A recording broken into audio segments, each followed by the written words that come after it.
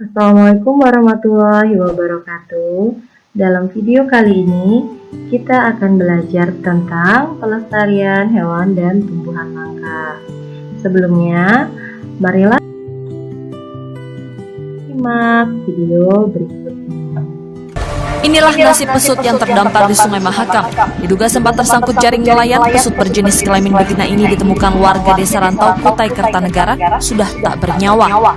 Mamalia ikon simbol Kalimantan Timur ini biasanya berenang dengan formasi ganjil, dari 3 hingga 5 ekor. Kini jumlah pesut Mahakam pun menurun, populasinya bahkan di bawah 100 ekor saja. Kondisi ini membuat lembaga International Union of Conservation for Nature memasukkan pesut dalam kategori sangat terancam punah. Perubahan kualitas air sungai akibat tingginya tingkat pencemaran Sungai Mahakam menjadi ancaman serius yang tidak bisa menyelamatkan pesut Mahakam.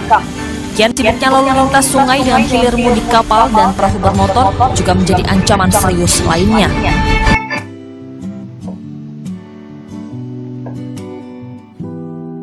Kita ketahui bahwa pesut Mahakam termasuk salah satu hewan yang terancam punah, atau dapat dikatakan hewan langka. Kita akan mempelajari apa yang dimaksud dengan hewan dan tumbuhan langka. Hewan dan tumbuhan langka adalah hewan dan tumbuhan yang jumlahnya sangat sedikit atau sangat jarang ditemukan, dan jumlahnya di seluruh dunia kurang dari 10.000. Beberapa contoh hewan dan tumbuhan langka yang ada di Indonesia. Yang pertama, orang utan.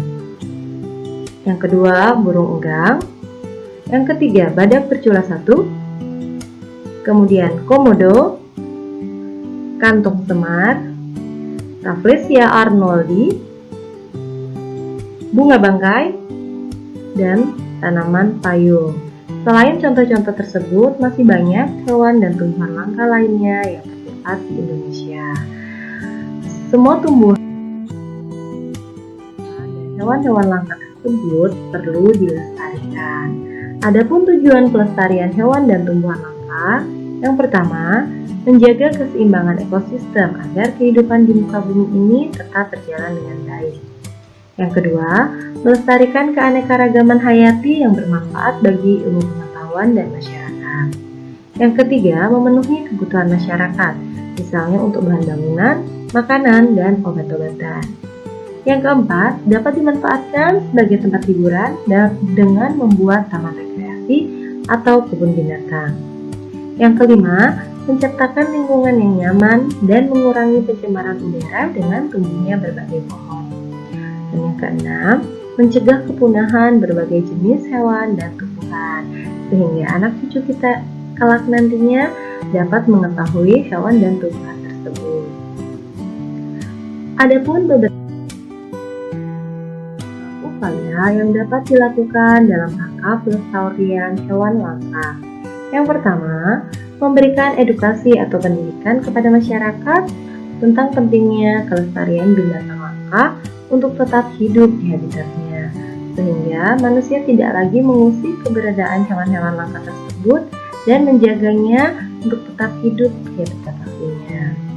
Yang kedua, membuat tempat penangkaran bagi hewan-hewan langka agar dapat berkembang biak, kemudian selanjutnya dilepas ke alam bebas agar hidup secara alamiah.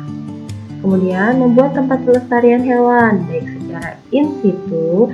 In situ di sini maksudnya adalah tempat pelestarian hewan pada habitat aslinya, seperti pada Suaka Marga Satwa, Taman Nasional, Cagar Alam, dan hutan lindung. Ataupun secara ex situ, yaitu tempat pelestarian hewan di luar habitat aslinya. Jadi di sini hewan langka tersebut dipindahkan menuju tempat yang baru, seperti kebun binatang, kebun raya, atau taman safari. Yang keempat, tidak melakukan perburuan hewan langka dan melaporkan setiap aktivitas perburuan hewan langka tersebut kepada pihak berwajib. Yang kelima, tidak melakukan transaksi atas binatang langka. Tidak melakukan penjualan maupun pembelian hewan-hewan langka. Sedangkan beberapa upaya yang dapat kita lakukan dalam rangka pelestarian tumbuhan langka terdiri dari: yang pertama, tidak menebang pohon sembarangan. Yang kedua, melakukan sistem tebang pilih, yaitu memilih tanaman-tanaman atau tumbuhan yang ditebang berdasarkan usia atau ukurannya. Yang ketiga, membuat tempat pelestarian tumbuhan, baik secara in situ maupun secara ex situ. Yang keempat, melakukan penghijauan reboisasi atau penanaman kembali lahan-lahan yang telah gundul atau telah habis ditebang. Yang kelima, mengembangkan tanaman langka dengan melakukan kultur jaringan. Selanjutnya, kita akan mengenal tempat pelestarian hewan dan tumbuhan langka. Yang pertama, cagar alam adalah wilayah yang di dalamnya ada tumbuhan, hewan, atau ekosistem yang khas. Kemudian sesuatu yang ada di cagar alam akan dibiarkan berkembang secara alami, sehingga biasanya tidak boleh dikunjungi oleh siapapun. Yang kedua, suaka marga satwa atau wilayah yang digunakan untuk melindungi satwa-satwa atau hewan yang dianggap sudah terancam punah. Yang ketiga, taman nasional, mirip dengan cagar alam. Di dalamnya ada tumbuhan, hewan, atau ekosistem yang khas. Bedanya, taman nasional masih boleh dikunjungi untuk tujuan penelitian, pendidikan, rekreasi, dan pariwisata. Yang keempat, hutan lindung atau kawasan hutan yang telah ditetapkan oleh pemerintah atau kelompok masyarakat tertentu untuk dilindungi, agar fungsi-fungsi ekologisnya, terutama menyangkut tata air dan kesuburan tanah, tetap dapat berjalan dan dinikmati manfaatnya oleh masyarakat di sekitarnya. Demikianlah anak-anak video penjelasan Ibu pada hari ini. Semoga dapat kalian pahami dan semoga semangat belajar kalian tetap terjaga. Ibu akhiri, wassalamualaikum warahmatullahi wabarakatuh.